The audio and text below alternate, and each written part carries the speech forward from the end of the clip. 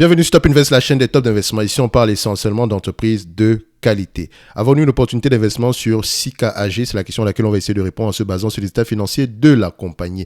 Donc, ceci représente uniquement mon point de vue et non un conseil d'investissement. Et comme d'habitude, je me réserve le droit de me tromper. Donc, le droit de faire des erreurs. OK?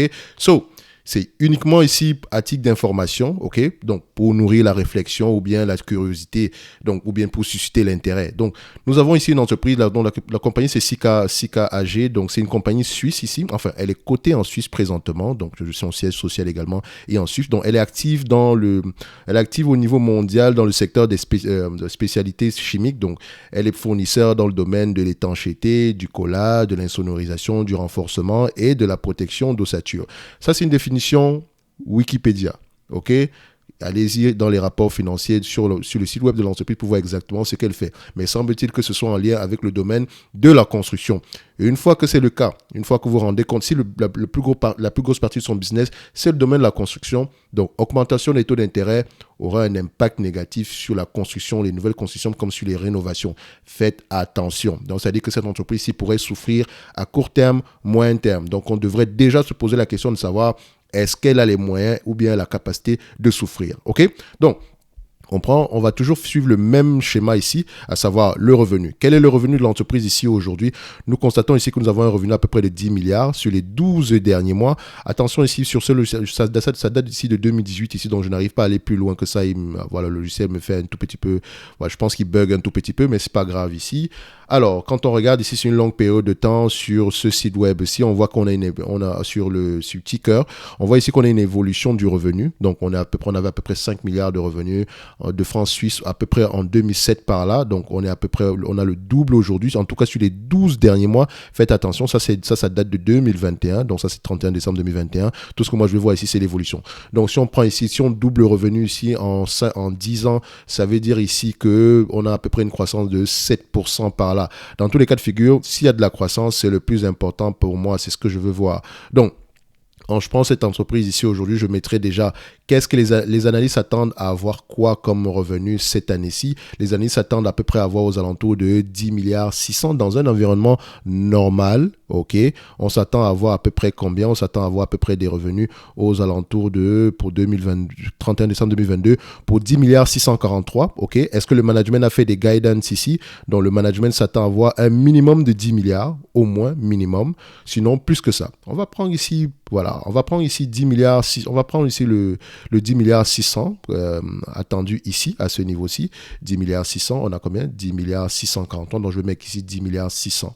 Ok, 10 milliards 600. 10,643. Enfin, 10 milliards 600. On va se limiter là. Croissance ici, on en a.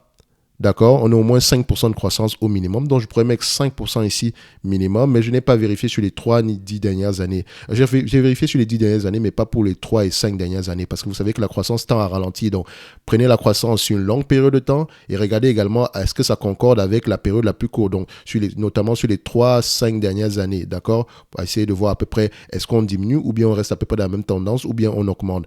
Mais le plus important, c'est de savoir la croissance, elle est liée à quoi? Est-ce qu'elle est de manière organique? D'accord, ou bien c'est une croissance par acquisition.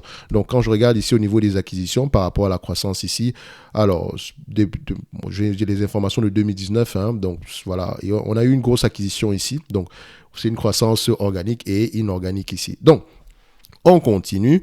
Une fois que j'ai mon revenu ici, 10 milliards, ma marge ici, ma croissance 5%, mais maintenant je cherche la marge des free cash flow. Alors, je vais moins utiliser celui-ci parce que je ne sais pas si ça va me donner la bonne information ici. Donc, j'ai comparé les marges de free cash flow et les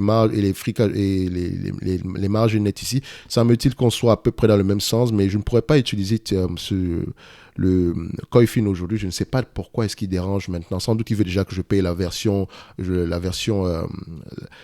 premium. Bon, on ira voir ça tantôt. Donc, je vais prendre celui-ci. D'accord. On va regarder à peu près les marges ici. les analystes attendent à peu près, on a des marges à peu près aux alentours des 10% par là. OK? Donc, je pourrais également vérifier ça à ces niveaux-ci. Quelles sont les marges des free cash flow qu'on a généralement sur cette compagnie-ci. Donc, je vais comparer les free cash flow et les net income, ce que je ne peux pas généralement faire avec le logiciel Ticker, avec le logiciel Coifin. Mais toujours aller vérifier les rapports financiers pour avoir un dernier avis ici. Donc, net income, et je prends ici les free cash flow leverage. OK, je prends les leverage ici, c'est parfait. Donc, ouais, on s'en va, on est plus dans les 10%, en tout cas sur les 3 dernières années. 10% sur les 3 dernières années par là, on est aux alentours des 10%. OK, je vais mettre 10% ici, d'accord, tout en sachant qu'il faudrait que je vérifie également si on n'a pas légèrement moins que ça aux alentours de 9,5. Donc, de toute façon, je vais mettre 10%. D'accord. Le nombre d'actions. Est-ce qu'on a un nombre d'actions qui augmente ici ou bien qui diminue? Donc, on va prendre ça, les derniers mois ici, last 12 months. Nous avons combien en termes de nombre d'actions? Nous avons ici 160 millions d'actions. Je vais mettre 161 millions, d'accord, pour faire simple. 161. 1, 6, 1. Le PER moyen de cette compagnie ici. Alors, price to earning, j'espère qu'il va me donner l'information ici.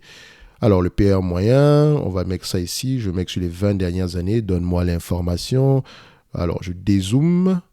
Est-ce qu'il va me donner l'information? Alors, moi, personnellement, c'est une entreprise que je paierais, vu qu'elle exerce dans le secteur ici de la chimie spécialisée, au maximum, on sera à 20 fois les bénéfices. Donc, je prendrai 15, 17 et 20. Ça, c'est celui que j'ai choisi ici parce que je sais que c'est un secteur qui est cyclique, d'accord? Même s'ils ont un pricing power, mais on ne va pas s'amuser à les payer 25 fois les bénéfices pour ce genre de compagnie ici. En tout cas, moi, personnellement, je ne suis pas prêt à le faire. Si vous êtes prêt à le faire, tant mieux pour vous. Mais franchement, 20 fois les bénéfices, c'est le maximum que j'aurais payé pour cette compagnie ici. OK? Donc, on ira dans la même tendance à peu près que sur les compagnies comme Imeris, d'accord? Ça sera à peu près la même chose. Imeris et Arkema, donc c'est la chimie spécialisée ici. Donc 15, 17 et 20. Maintenant ici, c'est ce que je prendrai comme PER. Donc je prendrai les PER de préférence maximum 20 fois les bénéfices. Sinon, on prendra un trio 15, d'accord? 17 et 20, d'accord? Donc, maintenant, au niveau de la dette nette, est-ce qu'on a une dette nette ici qui augmente ou bien qui diminue? Ici, on a plutôt ici, alors on a une dette nette aux alentours de 2 milliards 700 ici. On va vérifier. Là, on prend ça. On va aller vérifier au niveau de détail, finance détaillée ici.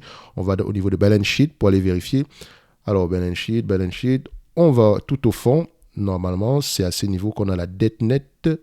Et on remonte ici pour comparer. Alors, quelle est l'information qu'on nous donne par rapport à cette dette nette-là sur je vais prendre les 12 derniers mois ici. Attention, parce que la dette nette doit être comparée sur les 12 derniers mois et non par rapport à celle qu'on avait l'année précédente. Surtout si on a les résultats financiers les plus récents. Je pense qu'elle a dû publier ses résultats financiers au premier ou au second semestre ici. Premier ou second trimestre ici. Donc, il faudrait également aller voir ça ici. Donc, on prend le net income. La dette nette. Voilà, on a une dette nette aux alentours de 2 milliards 800. Est-ce qu'on a la même chose ici? Oui, 2 milliards 700. Ok, c'est parfait. Donc, je vais prendre 2,8 ici juste pour faire simple. 2,8 billions. La qualité de dividende, on va y revenir. Ok. 10% de 10 milliards 600, ça donne combien? Ça donne 1 milliard 60 millions. D'accord? On va prendre ici 1 milliard 60 millions. Ok? 1 milliard 60 millions. OK?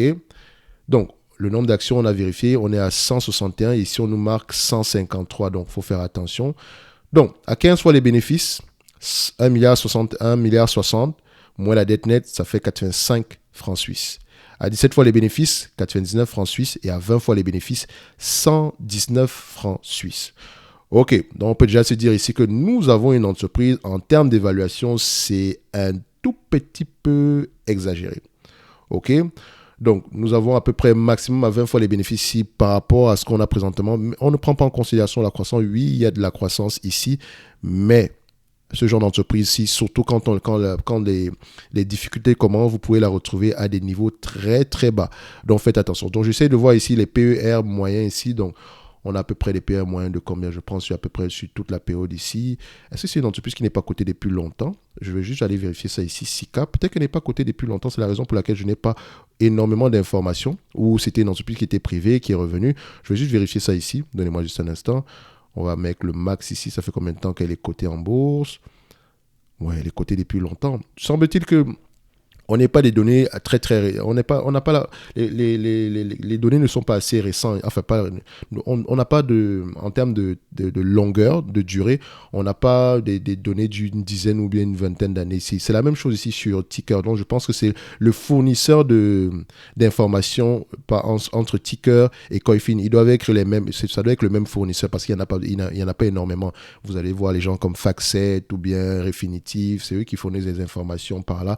Donc, sans doute, ici, ils ont à peu près le même provider en termes d'informations. Donc, vous voyez qu'ici, on bloque en 2018 et sur Coifin également, on bloque en 2018. Pourtant, on devrait avoir des informations qui nous ramènent très, très loin. Et je vous rappelle que sur Ticker, j'ai payé la version premium ici.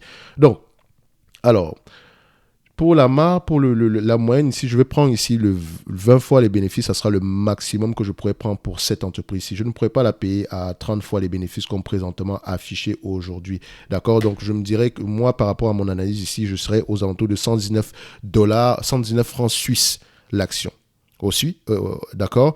Donc, actuellement, on est à combien? On est à 220. On est à 200, excusez-moi, on est à 200 francs suisses l'action, donc sauf si je vérifie ici, excusez-moi, on va prendre ça, on va prendre 200, 208, 209, 210, donc on est à peu près à ce niveau, on est à peu près à 209 francs suisses l'action, ok, donc ça ne représente pas une opportunité d'investissement ici pour moi. Pourquoi? Parce que je ne peux pas payer cette entreprise à 29 fois les bénéfices, ça n'a aucun sens. Sauf si on a une croissance extraordinaire ici qu'on n'a peut-être pas pris en considération, mais ça m'étonnerait énormément. Donc, je dirais que l'entreprise ici est un tout petit peu surévaluée, d'accord? Ou bien très très loin, d'accord? Donc, au niveau du dividende ici, on va regarder ça autrement. Donc, nous avons, je ne sais pas depuis combien de temps il verse un dividende, ok?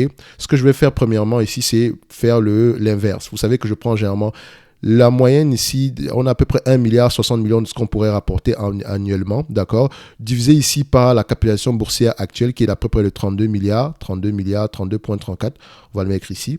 Ça donne ici, en fait, 32,31, ça ne dérange pas. Donc, on a un rendement de 3,28% ici. Ce qui veut dire que si on vous distribue la totalité des free cash flow moyens ici en dividende, vous aurez un rendement de 3,2%. OK. Actuellement, on est à combien? 1,38%. C'est qui sous 3,2%, on se retrouve à 30 fois les bénéfices régulièrement ici. Donc, vous pouvez voir ici que l'entreprise est un peu trop élevée. Donc, idéalement, c'est une entreprise qu'on va commencer à regarder. Je dis bien regarder aux alentours des 100 francs suisses. D'accord? Sinon, personnellement, le prix que je pourrais payer ici, s'il fallait vraiment investir cette compagnie-ci, à partir de 60 francs suisses, on pourrait commencer peut-être à ouvrir une position ici parce que au niveau des rapports financiers, c'est une entreprise intéressante. OK? Mais maintenant, tout va se jouer. Le prix actuel n'est pas intéressant. Alors là, pas du tout. Je ne peux pas payer ce prix-là pour cette compagnie-ci. Et on pourrait aller voir ici, peut-être qu'on a fait une acquisition ici ou bien on va augmenter les marges, mais on s'en va dans un environnement de plus en plus compliqué. Donc, il faut faire attention. On va être très, très sélectif. On ne va pas acheter une entreprise qui va vous reverser 3% de rendement maximum parce qu'elle verse un dividende depuis X années de temps. Donc, c'est le dividende ici. Je ne sais pas depuis combien de temps il est croissant, mais il est safe. Il faut déjà se dire ça ici. C'est un dividende qui est assez safe parce que voilà, de toutes les façons, le maximum, c'est 3%. Et on vous donne aujourd'hui 1,38. Donc, on est à peu près à près de 50%, un peu moins de 50% de payout ratio ici. Mais ça reste une excellente entreprise, mais au prix actuel, c'est juste pas intéressant. D'accord? Donc, il serait extrêmement aberrant de payer 30 fois les bénéfices en cette période si c'est une compagnie qui a une croissance aussi légère. OK? Donc, on va se donner rendez-vous sur la prochaine vidéo pour Sika ici. Comme je le dirais, c'est une belle entreprise, mais le prix actuel, on va se dire que c'est aux alentours de 120, la valeur de l'entreprise, sans prendre en considération la croissance, on sera aux alentours de 120 francs suisses ici. Idéalement, j'aimerais l'acheter aux alentours des 60 francs suisses ici. Donc, le prix actuel ne m'intéresse pas du tout, mais ça reste une excellente entreprise qui mérite certainement avoir une place dans n'importe quelle watchlist. Donc, en cas de variation extrême, on pourrait peut-être s'intéresser à cette compagnie-ci. Et vous allez remarquer ici qu'en 2008, en 2008, c'est une entreprise qui a perdu à peu près 60% de sa capitalisation boursière. Donc ici, son plus haut était aux alentours des 377 francs suisses. Des plus hauts aujourd'hui, en décembre 2021 à aujourd'hui, on est à 44% en moins. Ce n'est pas assez. D'accord, on devrait commencer déjà à aller au moins aux alentours des $120, 120 francs suisses pour commencer à réfléchir. D'accord, donc d'ici à 120 francs suisses, c'est pas très loin. Donc, on continue à rester patient pour cette compagnie-ci. Mais sinon, ça reste une excellente entreprise qui, comme je le disais tantôt, mérite d'être dans n'importe quelle watchlist. Donc, on se donne rendez-vous sur la prochaine vidéo et merci.